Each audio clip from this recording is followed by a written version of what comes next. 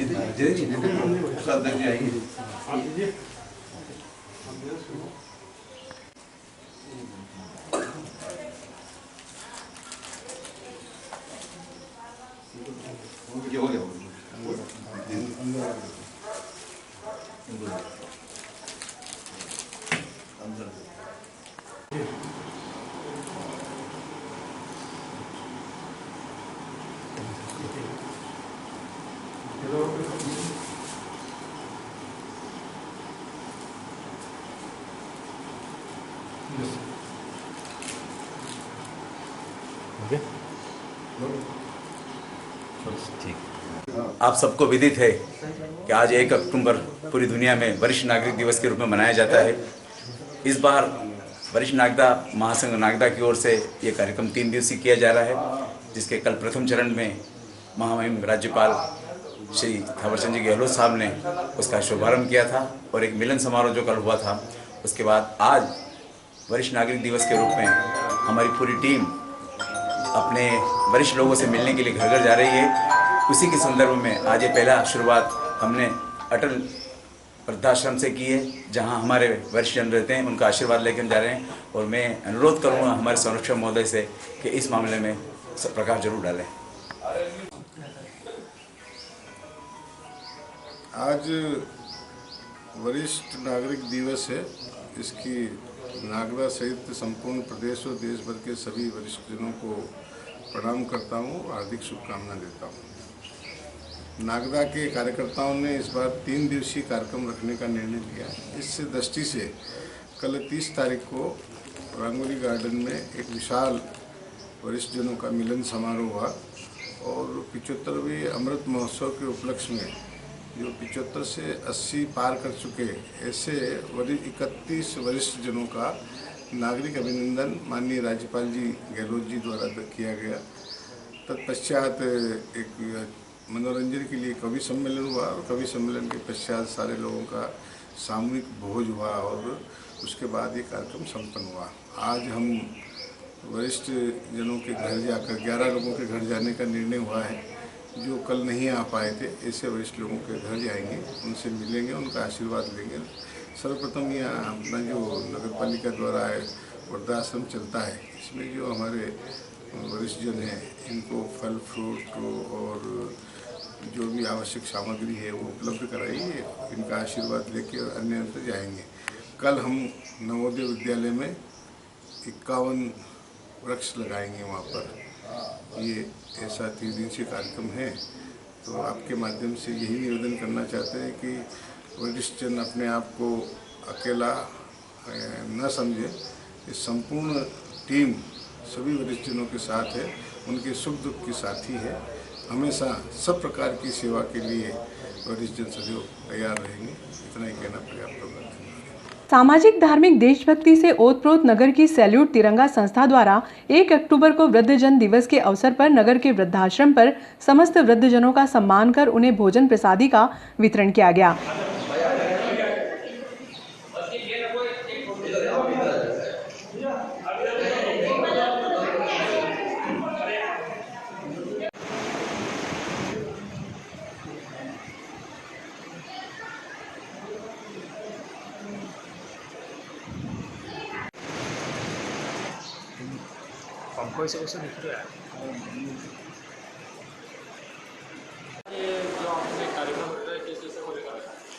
आज सैल्यूट तिरंगा परिवार द्वारा अंतर्राष्ट्रीय वृद्धा दिवस के अवसर पर हमने वृद्धजनों को भोजन कराया है और उनका आशीर्वाद दिया है कि आगे हम ऐसे कुछ प्रेरणादायी कार्य करते रहें।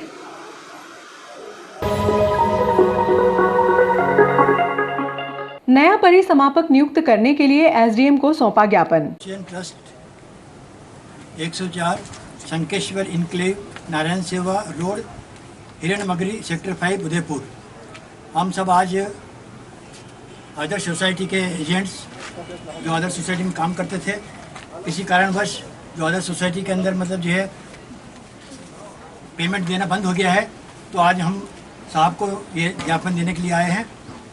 आदरणीय श्रीमान आशीष सिंह जी, कलेक्टर महोदय, तहसील जिला उज्जैन द्वारा अनुभागीय अधिकारी महोदय राजस्व नागदा, विषय Adarsh credit cooperative society limited multi state के प्रतिबंध हटाकर रेगुलर करके सदस्यों को भुगतान कराने के संदर्भ में बहुत बड़ा ज्ञापन। एडवाइजर वेलफेयर एसोसिएशन ट्रस्ट ने शुक्रवार को सर्किट हाउस पर मुख्यमंत्री को संबोधित ज्ञापन एसडीएम को सौंपा। ज्ञापन में आदर्श क्रेडिट कोऑपरेटिव लिमिटेड से प्रतिबंध हटाकर रेगुलर करके सदस्यों का भुगतान करने की मांग की गई। एडवाइजर वेलफेयर एसोसिएशन ट्रस्ट ने शुक्रवार को एसडीएम आशुतोष गोस्वामी को ज्ञापन सौंपा।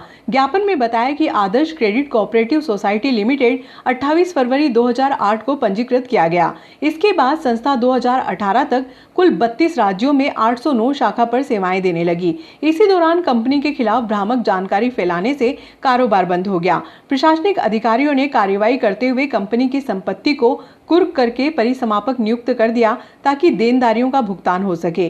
परिसमापक 3 वर्षों में कोई कार्य नहीं किया, जिससे कंपनी से जुड़े व्यक्तियों को आर्थिक परेशानियों का सामना करना पड़ रहा है। ज्ञापन के माध्यम से नया परिसमापक नियुक्त कर देनदारियों के भुगतान करने की मांग की गई।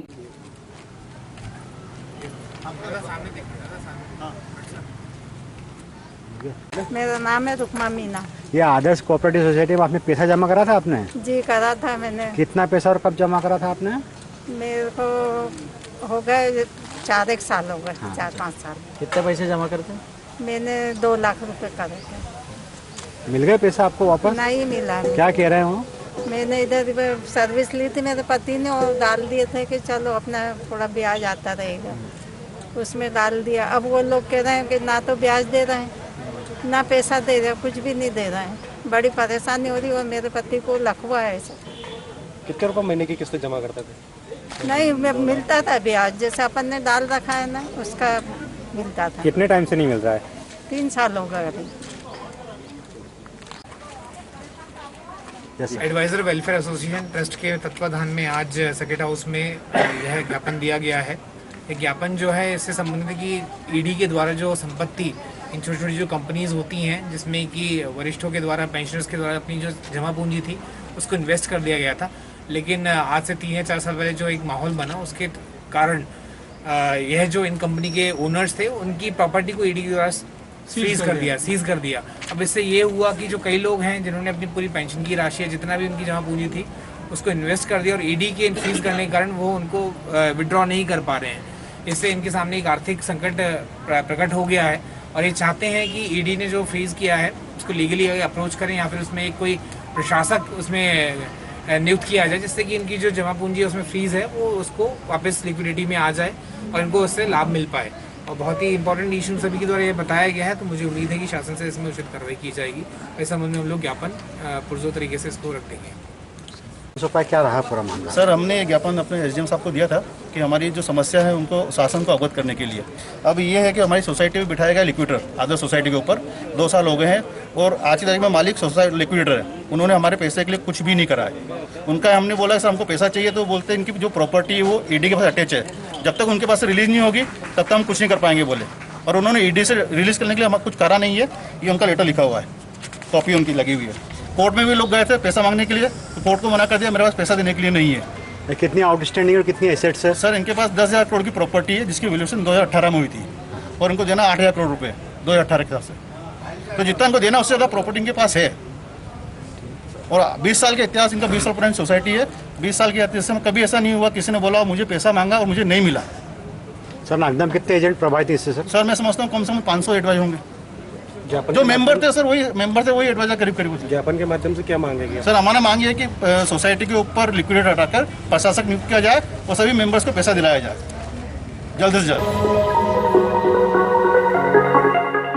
गांधी जयंती के अवसर पर जिला विधिक प्राधिकरण के तत्वाधान में शनिवार को न्यायालय परिसर से प्रातः 9 बजे प्रभात फेरी निकाली जाएगी।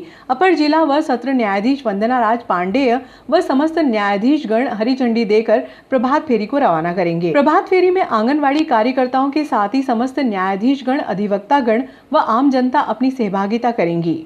अमृत महोत्सव मनाया जा रहा है, जिसके तत्वाधान में जबलपुर न्यायालय से सभी न्यायालय भी उसमें सहयोग प्रदान कर रहे हैं।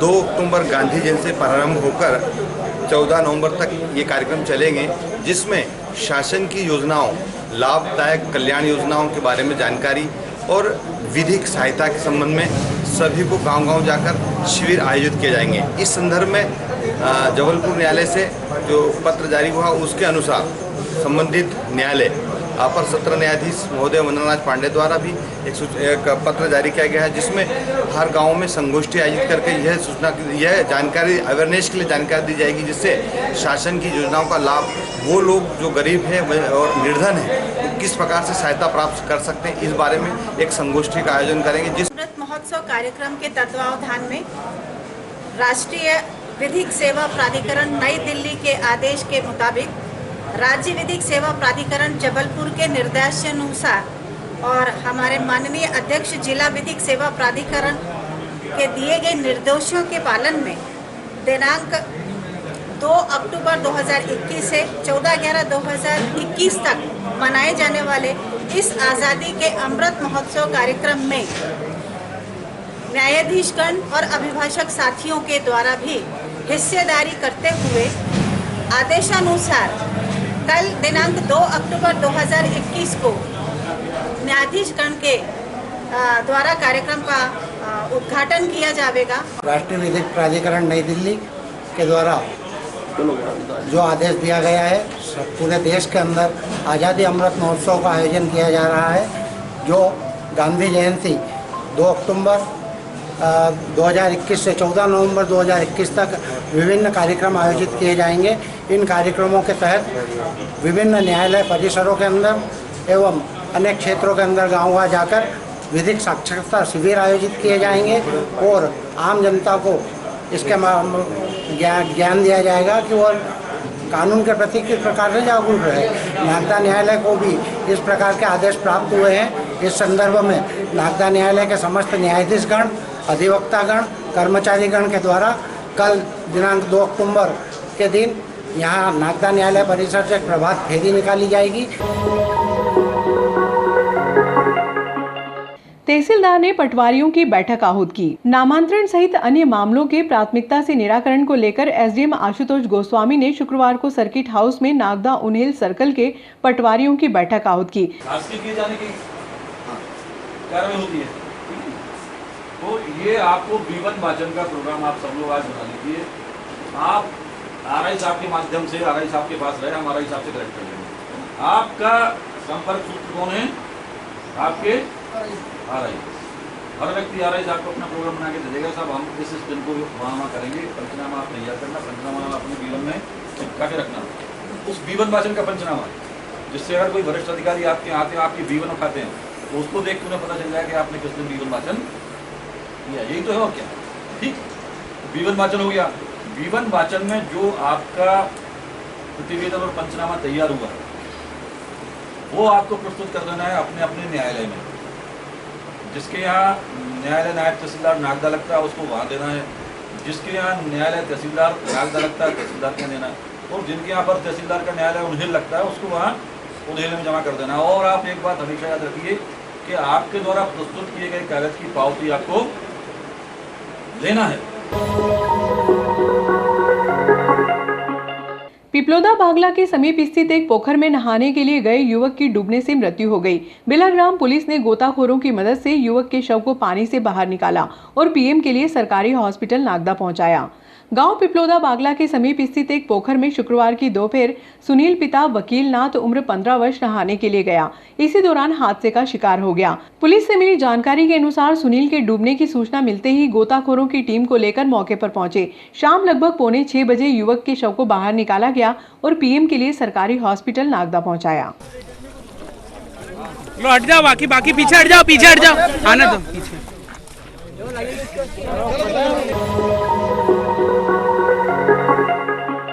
आज़ादी के 75वें वर्ष में आज़ादी महोत्सव में गांव-गांव में आज़ादी के महत्व को समझाएंगे। नागरिक अधिकारों की जानकारी नागरिकों तक पहुंचे, कैसी योजनाओं का लाभ मिल सके। आज़ादी महोत्सव 2 अक्टूबर से 15 नवंबर तक 45 दिन चलेगा, जिसकी जानकारी अपर जिला न्यायाधीश आलोक कुमार सक्सेना ने न्यायाधीश गिरीश कुमार शर्मा और पूजा सिंह मौर्य के साथ प्रेस वार्ता में दी। मतदाताओं के जैसे न्यायालय से संबंधित है, तो जो स्टॉल लगेगा उसमें उनको विधिक अधिकारों के संबंध में जानकारी प्रदान की जाएगी कि उनके क्या अधिकार हैं, और अगर उनको कोई परेशानी है और उनकी परेशानी दूर करने में जो भी अड़चन आ रही है और वो नहीं जानते हैं कि हमें हमारा अधिकार कैसे प्राप्त किया जाए, तो ये उनको वहाँ पे जाके जानकारी प्रदान की जाएगी और उस स्टॉल में आके वो लोग अपनी जानकारी ले सकते हैं। इसी प्रकार जो दूसरे विभाग हैं उनके द्वारा भी अपने अपने स्टॉल लगाए जाएंगे, जैसे राजस्व की ओर से भी लगेगा, कुछ बैंक हैं वो भी अपनी योजनाओं की जानकारी देंगे, जिला पंचायत की ओर से भी जानकारी होगी, महिला बाल विकास की जो योजनाएं हैं उनकी जानकारी भी आम जन तक पहुंचेगी। जो भी विभाग हैं और उनकी कोई योजनाएं आम जन के लिए चल रही हैं लेकिन उनको जानकारी नहीं है, तो इस मेले से उनको वहाँ पे एक ही जगह पे ये जानकारी दी जा सकेगी। सर, जैसे आपने बताया कि दो जगह चयनित की है, बंजारी और केसरिया। हाँ, तो सर इसमें जो 2 अक्टूबर से 14 नवंबर तक चलेगा, तो इस बीच में किन किन गाँव के अंदर जो अलग अलग गाँव में रहेगा या 2 गाँव? अभी हमने चयन किया है और वो उज्जैन व इंदौर शहर की तर्ज पर अब खासरोद में भी अपराधियों के मकान प्रशासन द्वारा ध्वस्त किए जाएंगे। मुख्यमंत्री शिवराज सिंह चौहान द्वारा कुछ समय पहले ही बयान दिया गया था कि प्रदेश में अपराधियों को बख्शा नहीं जाएगा। इसी तर्ज पर खासरोद शहर में 2 दिन पूर्व क्रिकेट सट्टा कारोबारी के यहां पर दबिश देकर गिरफ्तारी की गई थी। आज प्रातः 6 बजे से ही प्रशासनिक अमला दल बल के साथ सट्टा अपराधी के मकान को ध्वस्त करने के लिए निकला।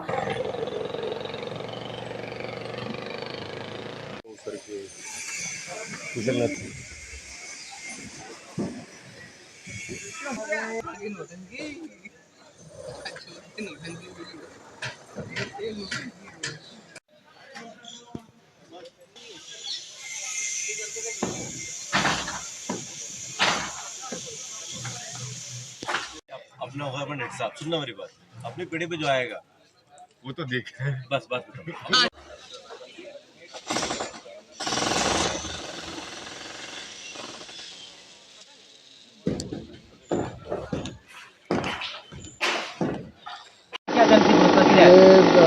जो पूरे मध्य प्रदेश में एक अभियान से चल रहा है कि जो गुंडे बदमाश हैं या जो अवैध धंधे और मादक पदार्थों की तस्करी में लगे हैं, ऐसे लोग इनके परिवार के द्वारा अगर नियमों का उल्लंघन करके अगर कोई निर्माण कार्य किए गए तो निर्माण कार्यों को लगातार ध्वस्त करना है, और इसी की कड़ी में आज यहाँ पे कार्रवाई की गई है और हम लोग सब मौजूद हैं और इसको कर रहे हैं। ये जो इसका जिसका मकान गिरा है, ये किस तरह के कारोबार में क्या इसका? देखिए, इसमें क्या है, माननीय पुलिस अधीक्षक महोदय, जिलाधीश महोदय के निर्देशन में लगातार जिले में जो भी अवैध और अनर्गल काम करते हैं, आपराधिक पृष्ठभूमि के लोग हैं, उनका कोई भी अवैध कंस्ट्रक्शन या उसका काम किया गया, उसके खिलाफ नगर निकाय के द्वारा, नगर पालिका नगर निगम के द्वारा कार्रवाई की जा रही है। हम लोग यहाँ सुरक्षार्थ उपस्थित है और आगे भी ऐसी कार्रवाइयाँ लगातार जारी रहेंगी। सर, ऐसे और भी कोई चिन्हित मकान है या ऐसे कोई अपराधी जिनका अपन अभी अगर आगे कहीं खबर आती है हमारे पास या कोई भी ऐसा व्यक्ति हम चिन्हित कर पाते हैं, हम उस पर भी ऐसे जरूर कार्रवाई करेंगे।